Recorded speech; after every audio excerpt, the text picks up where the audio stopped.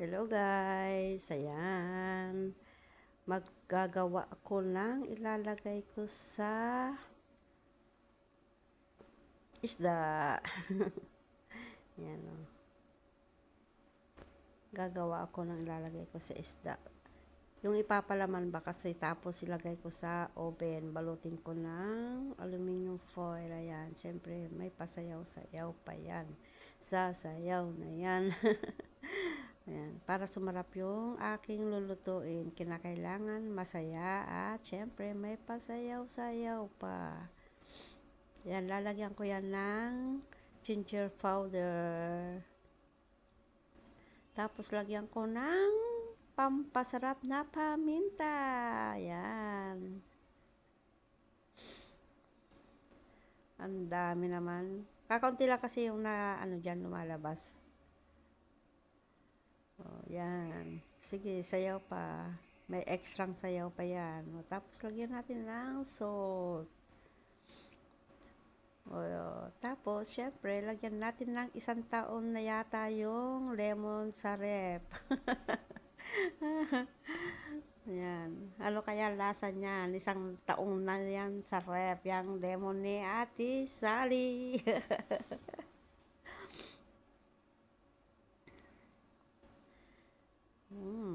Sarapin. Yan, kinulang yung lemon, kinakailangan nating dagdagan. Yan. Sige, mekos-mekos lang yan. Mekos-mekos mo, Julia. Tapos, syempre, lagyan natin ng olive oil.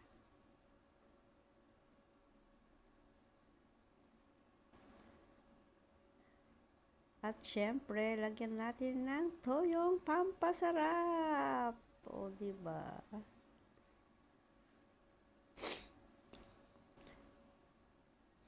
Sige, mekos-mekos lang yan. Mekos-mekos lang yan. Masarap yan. Ilalagay ko yan sa oven. Oy, tinikman. O ano, okay na ba yung lasa? Lagay na natin sa isda. Lagyan natin ng aluminium foil. Ayan yung aming isda. Tig-isa kami. O, diba ang takaw namin dalawa? Dadalawa lang kami kakain pero tig-isang malaki. Yan.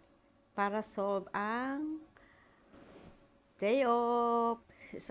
Isang beses lang kami mag-isda sa isang linggo. Ni Ate Sally. Kasi hindi naman kami araw-araw nagkikita. Every Sunday lang. Ngayon, dumating yung anak ko. Twice a week na lang kami. Twice a month na lang kami magkita pala. Yan, lagay natin yan sa oven. Yan, linagay ko yan na lahat. Tapos lagay ko yan sa oven. Masarap siya. Parang inihaw. So yummy. Nagimasan. Yan, lagay mo na kasi lahat. Kinukutsa-kutsara pa kasi. Maamoy kasi yung sibuyas. Wala silang gloves. Kaya yan. Sige, lagay mo na lahat yan.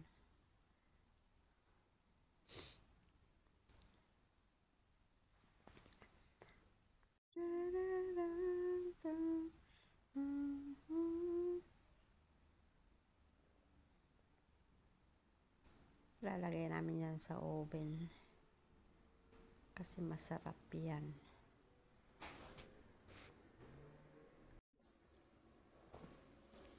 O, diba? Bibidyohan pa. Pipicturean pa yan. Bago ilagay yan sa oven. Ay, nako. Diba? Dala-dalaw yung cellphone. Saan ka pa?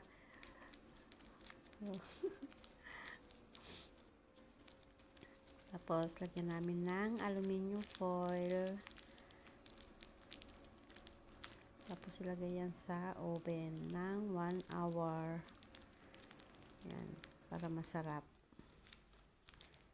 Pero hindi abutin ng 1 hour yan kasi maliit lang siya.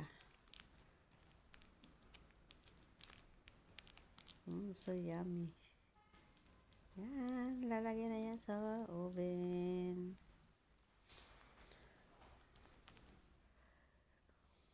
Masarap yan guys. Napakasarap. Simpleng luto lang siya. Walang kahirap-hirap. Maghiwa ka lang ng sibuyas sa kamatis. Tapos lagyan mo lang ng sangkap. Ilagay na yan sa aluminum foil sa tray. Tapos lagyan na yan sa oven. O diba? Masarap siya. Kahit wala na siyang sausawan. Ayan. Kasi yung pinakakamatis niya tsaka yung sibuyas yun ang pinakasausawan dyan. O, ayan. Sasayaw pa yan. O, habang naghihintay, ayan, sayaw muna tayo. Sige, sayaw lang. Halabira. O, akala mo naman magaling magsayaw. Hindi lang marunong magsayaw. O, di wow. Ganun lang yan. Basta, kahit di marunong magsayaw, basta galaw-galaw lang yan. So, ayan, luto na ang aming isda. Yan, nakagawa pa ako ng artium. Tapos, mayroon kaming binagang eggplant. Ayan, kain na tayo guys. Ayan, si Ate Sally kumakain na. Hindi pa yan nagdasal. O, diba? Hindi niya na ako hinintay kasi gutom na daw siya. Kaya, nauna na siyang kumain. Ako naman, ayan. Maghuhugas ako ng kamay kasi gusto kong magkamay kumain. Ayan. Sige, tayo, takbo pa kasi mauubos na yung ulam mo. Ayan na si Ate Sally. Ayan. Kumain na siya, hindi na nakapaghintay kasi gutom na gutom, hindi siya nag-almusal. Anong oras na kasi yan? Alauna na pa kami kumain. O, alauna na kami kumain yan. Kasi, namili pa kami dyan sa supermarket ng isda. Tapos, syempre, nagluto pa, naglakad pa. Anong oras na ako lumabas? 12:20 na, 11:20. O, tapos, syempre, naglakad-lakad. O, ayan. Kaya, launa na kami kumain. Gutom na dyan sa Ate Sally. Hindi na nakapaghintay. Ako naman dyan. O, ayan o. Diba? Yung ulam na Ate Sally ang kinukuha ko. Nagkamali ako. Ay, nako. Sabi niya siya sa akin, walang problema. Sige, kunin mo yung sa akin. Ay, nako. Kaya, ayan, kain na tayo. Ayan, sarap-sarap niyan, guys. Kain na tayo. Ang sarap-sarap, grabe. Ayan, kain na tayo, guys. Ayan, tikman ko nga kung masarap. So yummy. Unang subo para sa inyo. Ayan. Daldalan kami dyan na Ate Sally. Sige, daldalan ng daldalan. Wala nang ginawa kundi magdadaldal, kwentuhan ng kwentuhan. Wala namang katuturan yung pinagkukwentuhan namin. Kasi ang kwentuhan lang naman namin dyan ay kung paano ko daw ginawa. Ang sarap-sarap daw ng luto ko.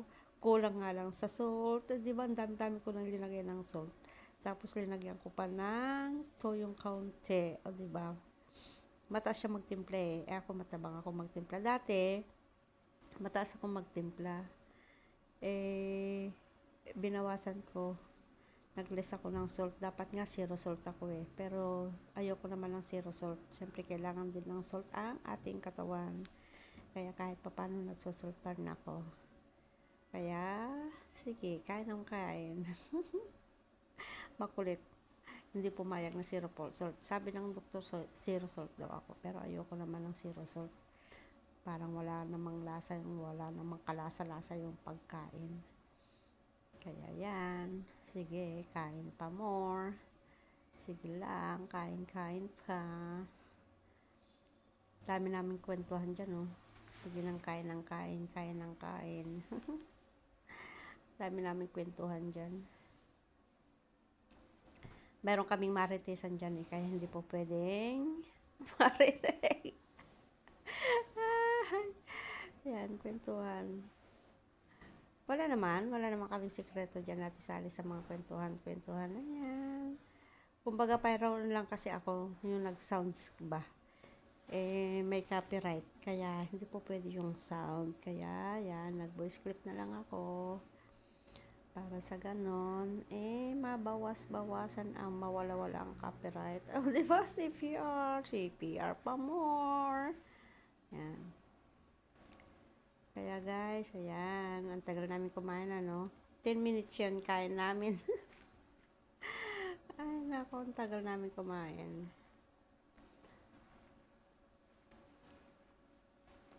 Yan, busog na busog ako dyan, grabe. Hindi na ako nag-dinner dyan, umuwi, nung tapos na akong kumain, ayan. Nagkwentuhan na kami, antok na antok. Hindi naman ako nakatulog kasi nga may kausap si Ate Sally sa phone. Ako naman, sige naman ng kanta ng kanta na kahit wala ng boses. Hindi ako marunong kumanta kasi. Kahit sintonado dyan, pa kaliwat kanan na dyan ang boses ko, kaliwat kanan, amyanan, abagatan, di ba? Pero kumakanta pa rin ako kahit di gusto sa akin ng kanta. Kaya, pagdating ko dito sa bahay, hindi na ako kumain. Kasi nga, busog na busog ako. Tingnan nyo naman, oh. Isipin mo, 10 minutes kami kumain dyan. Yung dala-dala kong kanin. Kinulang, nagsaing pa si Ate Sally. Kasi buti nagsaing si Ate Sally bago kami nag-umpisang kumain.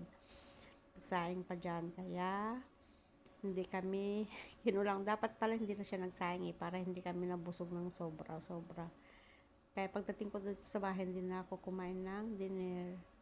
Yan. Pero sa Ate Sally, kumain pa rin daw ng dinner.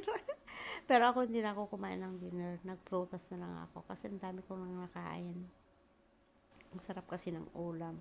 Pagka ganyan nga naman ang ulam, kasarap, talagang gaganahan ka naman. Mapaparami ka talaga ng kain. Yan. Tagal namin kumain, ano. Nainip na ba kayo? Nainip na ba kayo matapos yung video? Yung pagkain namin. Ang sarap kasi kumain. Grabe.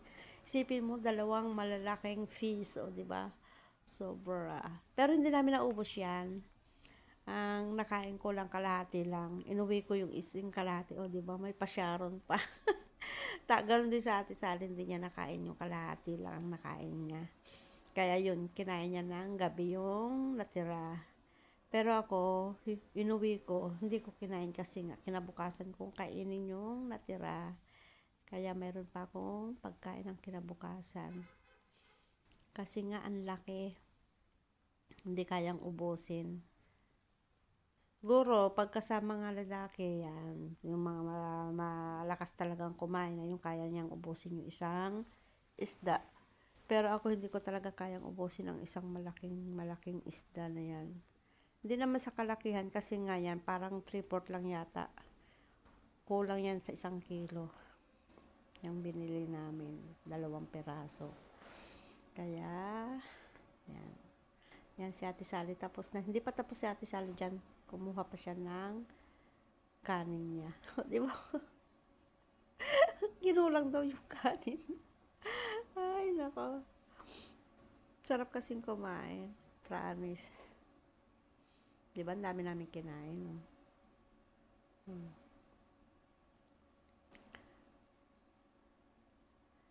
Ako naman dyan, kumaha pa rin ako ng kanin dyan.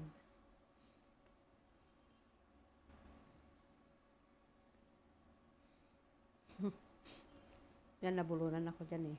Kinuha ko yung tubig ko sa bag ko. Kasi may baon akong tubig.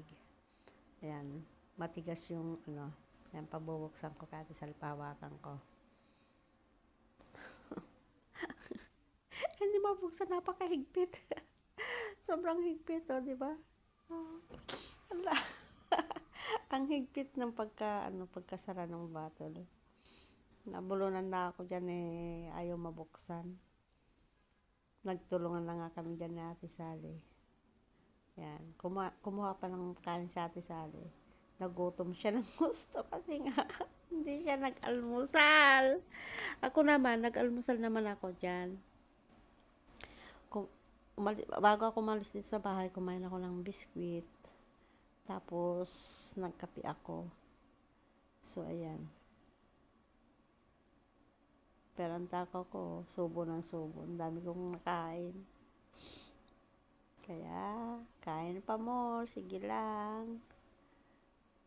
Pagka talaga linggo, pagka day off talaga, napaparami talaga ako ng kain.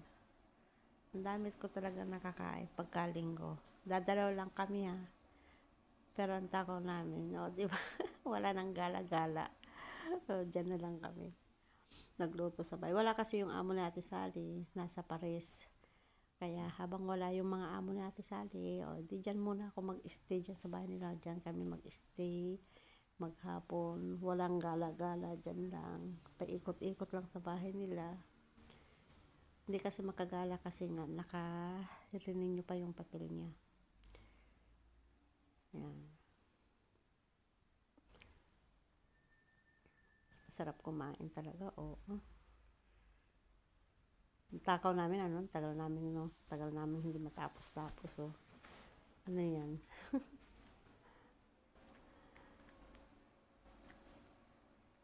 Hala, grabe ang takaw namin. Yan.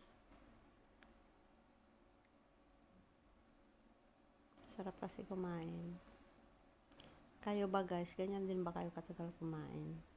Mas marami yung kwentuhan. Pero subo ako ng subo dyan eh. Yan. Mas marami yung